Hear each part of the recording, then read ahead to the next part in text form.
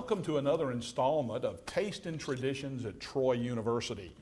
I'm Dr. Hal Fulmer, an Associate Provost and Dean at Troy University, and it's my pleasure today to welcome as a very special guest Mrs. Janice Hawkins, Troy University's First Lady. Mrs. Hawkins, welcome. Thank you so much, and thank you for asking me to do this, Dr. Fulmer.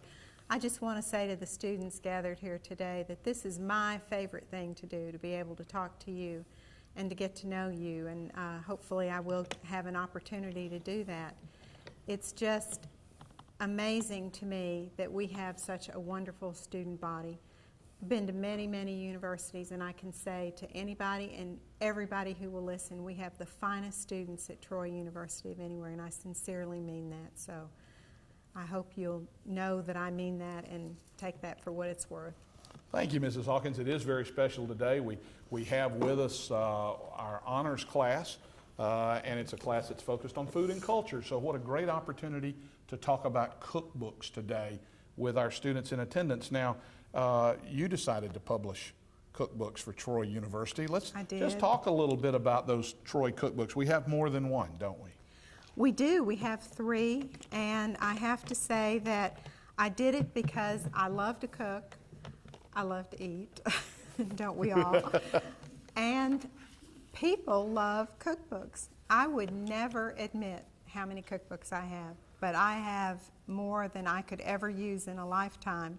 So why I felt like I wanted to do one more, I'm not sure, but I wanted to make a contribution. We had been at Troy University for 4 years or 3 years when I decided to do this, and I just really, really wanted to do something that reflected something that I could do. So a cookbook, and I had some wonderful help with this first cookbook, and I want to show you what the result was. Over 450 pages. I think we haven't counted the recipes lately, but I think over 900 recipes. And all of the recipes came from Troy students, Troy families, faculty, people all over the world. Our international students, although they were much fewer in number than they are now, made a huge contribution to this. We put lots of information about the history of the university, and my favorite part, we did Troy tidbits in here, so little tidbits of information that I think are still interesting today. So I want to say that the other distinguishing factor about this cookbook is it's the first cookbook that Jack Hawkins, your chancellor, has ever looked at, and he read it cover to cover. And that's because he found out I signed a personal note with the foundation for $30,000 to publish it. So he became very interested in this cookbook. And we didn't publish just one, we published a second one. A second one because it was so requested. I really did not want to do another one. I was happy when I finished this and said I'd never do another one, but we did a second one upon request, and it's a very different kind of cookbook, not so much history, but again, recipes from students, faculty, little bits of information with pictures and so forth. And we had a very famous artist from Troy and associated with Troy University in residence. He was our artist in residence at the time, Nall. And Nall did the cover. That's the Alabama Pansy for this cookbook. That's right. In fact, if you've had an opportunity to travel the state, you go into some of our buildings with the retirement system building. I know the Renaissance has some of his artwork hanging, and so a real special privilege to have Nall's work on here. But 2 wasn't enough, and so now we've done the third and Taste and Traditions. I said I was really finished after 2. I mean, I had to be really encouraged to do this, but I'm so glad that I did, and I had great help with this. Again, we have, I think, over 500 recipes in here, and this was done in conjunction with our 125th anniversary, so this is much more of a history book than the others. And one of the things that I wanted to tell you about this that's unique, this was the flyer that we did to announce the cookbook. There's 8 sections. How many would you guess how many presidents have we had? 8 presidents to date. And so we broke the history down of the university with each president.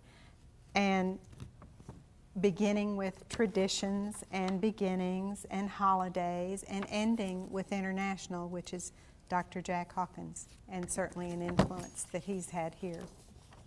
So, And you can tell, as we started with the first one, how it looked even and how it was put together. By the time we get to this last one, Mrs. Hawkins, I know, this is a fine, if you want to do a fourth one, it probably will be even more elaborate than the first. I think that would be a great project for you and Thank you. Mrs. Fulmer. I appreciate that. I've seen the work that went into it, and it's a lot of work. You mentioned about the history. What's your sense about history in cookbooks? Because I know you've included a lot of it in here. Why is that important? Even the title says Taste and Traditions. What does that mean to us here, and why do we want to capture some of that?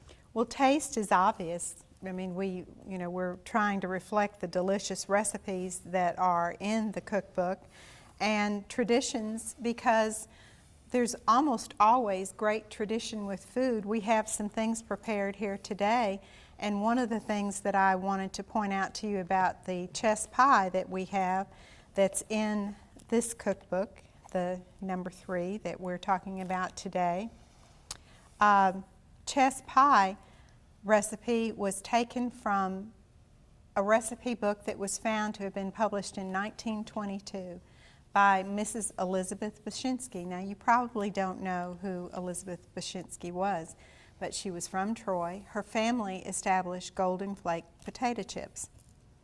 She lived in Troy and was a great supporter of the university, so when a cookbook was done for the town, she put this chess pie recipe in. But what she said was, this was my mother's recipe. So we're talking 1922 plus another generation before that, and who knows how many before that. So the tradition was to pass this down for generations, this recipe. And I think many of the recipes, certainly in my family and perhaps in yours, have been passed down for generations. Voila, tradition. And it was not uncommon for cookbooks like these, sometimes with very special occasions. I know in our family there was a bridal cookbook, and one of the gifts that went to the new bride was everybody contributed family recipes. And then that bride, when it came time to pass on something to the next bride, contributed her recipes. Those were incredible sources of family tradition and history that otherwise might get lost. Great present for brides. Anybody getting married, great present. That's well, speaking of ancient, we have one of the foods today that we're going to talk about is a garbanzo and olive spread. And you don't get much older than garbanzo and olive. That goes back to ancient Troy. And you've been to Turkey. I have. And one of the highlights of our 25 years here was going to Turkey. And we had no idea that the city that my husband was asked to speak in at a university in a city called Çanakkale encompasses ancient Troy. Well, ancient Troy is the beginning of our history at Troy University. It's our name. It's what we have. We've taken our mascot, our Trojan, from the Trojans in ancient Troya. So it was a great privilege and honor to be there. And one of the things I wanted to tell you is the lady that was giving us the tour, there were just 4 of us taking this tour around ancient Troy, said, there's a spirit here. And she said, it just gives me chill bumps to be here and to feel it. And the way she described it is the way that I would describe the spirit of our university. So it was very significant. So we have this recipe going back to ancient Troy. They've just found in some excavations of I believe, King Midas, that they had feasts that would have encompassed something like this. And one of the main ingredients in this is olive oil.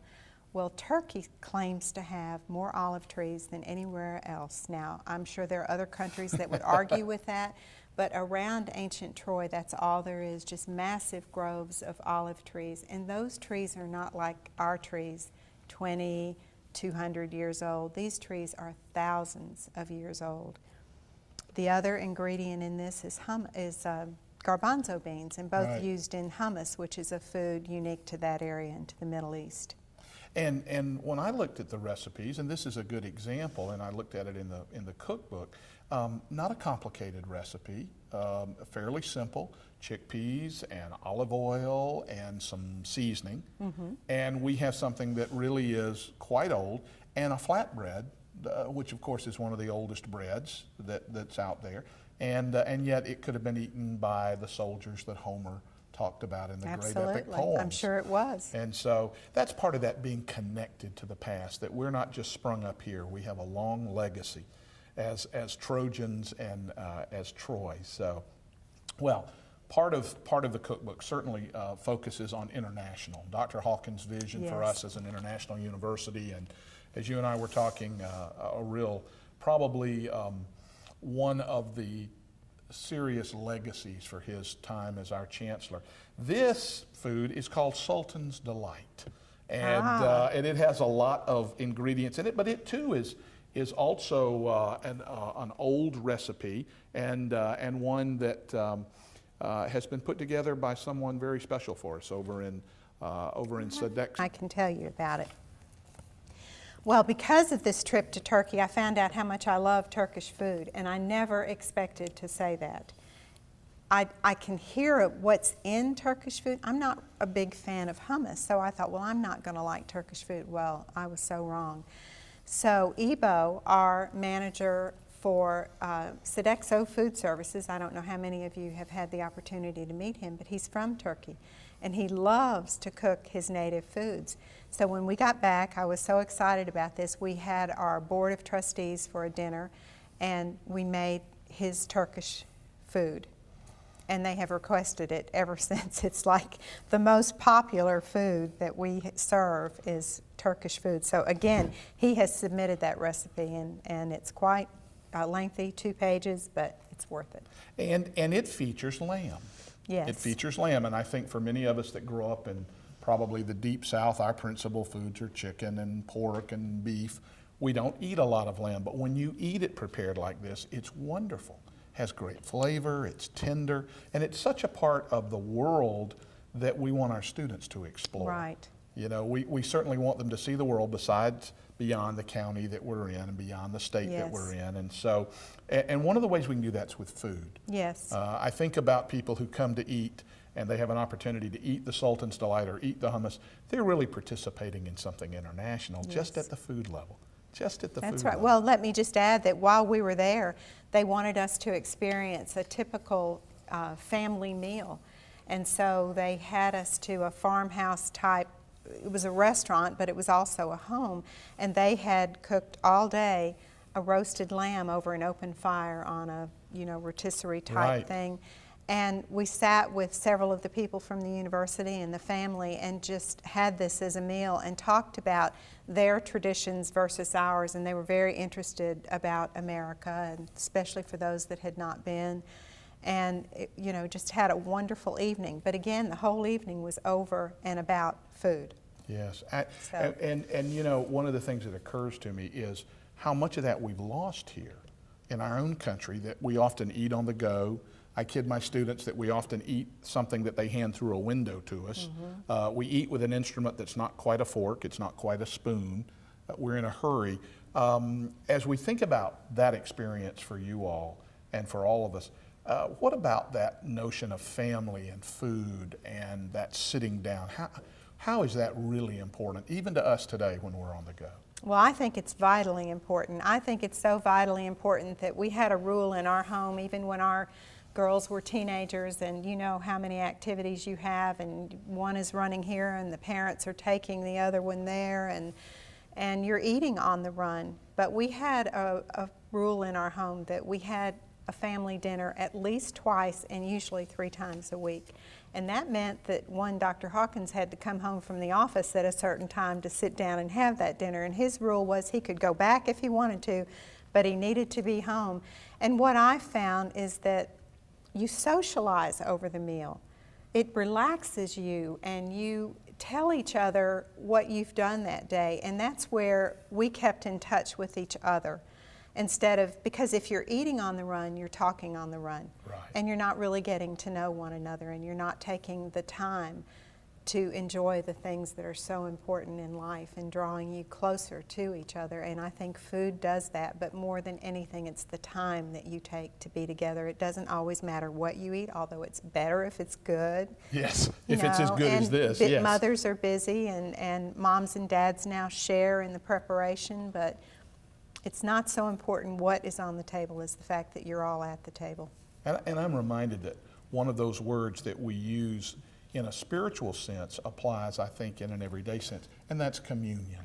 That breaking of bread and sitting down together, there's a fellowship, there's a communion. Mm-hmm. That's real important, and I think even for our college students who are busy and away from home, having a group that you sit with mm-hmm. and share is real important, and it anchors us. Mm-hmm. I really do.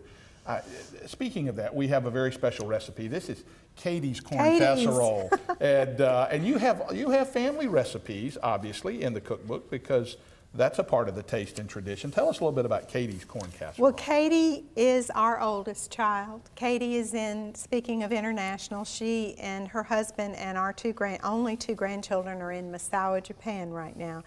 But when Katie was growing up and wanted to learn to cook, she chose corn casserole as her specialty. And I can tell you why. You go back to the first cookbook, and we have a section called Notables. Well, I don't know how many of you recognize the name Amy Grant as a singer. Yes. Tell me if you do, so I know who I see a lot of nods. Amy Grant is a very special friend of our families. Our families have known each other for many, many years.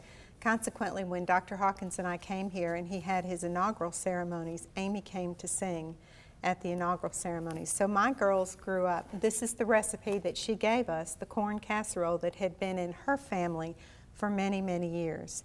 And she talks about having it at holidays and so forth, and never having a gathering without having corn casserole. So our Katie was so enamored with Amy Grant and just idolized her as she grew up. So this is what Katie chose to make her specialty, and then she submitted it again in this third cookbook. And I'll tell you a little funny story about this. Katie and Kelly both lived in Pace Hall when they were in school. I think Kelly was a freshman and Katie was a sophomore. And Katie had a new boyfriend she wanted to impress, so they have a little kitchen in Pace. I don't know how many of you are in there, but she made corn casserole and whatever else went along with it. And unfortunately, in transporting it from the kitchen to the table, she dropped it. It went upside down all over the floor. She scooped it up, put it back in the dish, and served it to this poor, unsuspecting young man. And he thought it was great. And he thought it was great. He didn't marry her, so maybe he found a little stuff in there.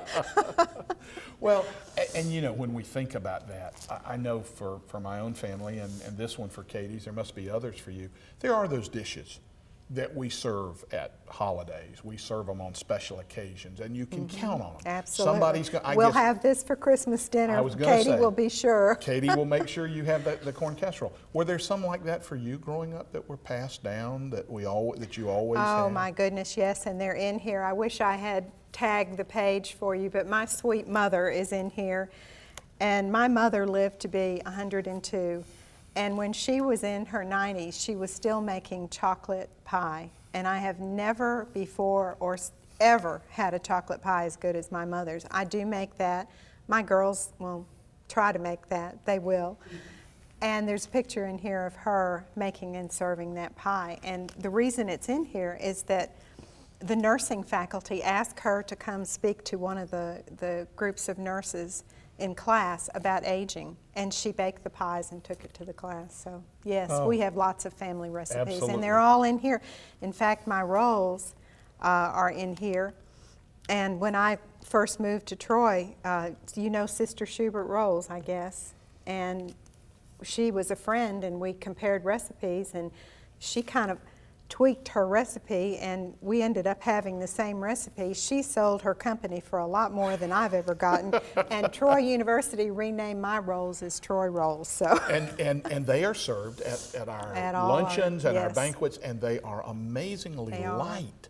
I don't, I haven't thought about the recipe, but the challenge with them is that you could just eat one and another and another and another. And I always know our servers are careful not to put 3 and 4 at a time on my plate because I eat them all. That's right. And the reason for that is because they're homemade yeast rolls, and most of us don't get homemade yeast rolls anymore. Most of our rolls come from a freezer or the grocery store, and when you make rolls like that, that's They're the difference. different. I mentioned earlier to you, and I would share it with the students as well, I wanted to do an Irish soda bread recipe.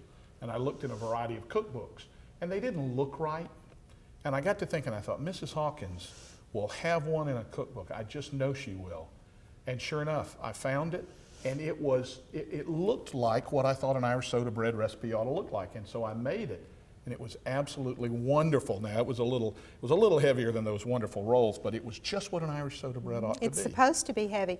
My father was from Ireland, so the first opportunity I had to go to Ireland, and all of his family stayed. He was the only one to leave. And so my aunt was fixing soda bread, and I tried to get the recipe, and I did, but there's certain alterations that you have to make for our products, flour, Right. Number one.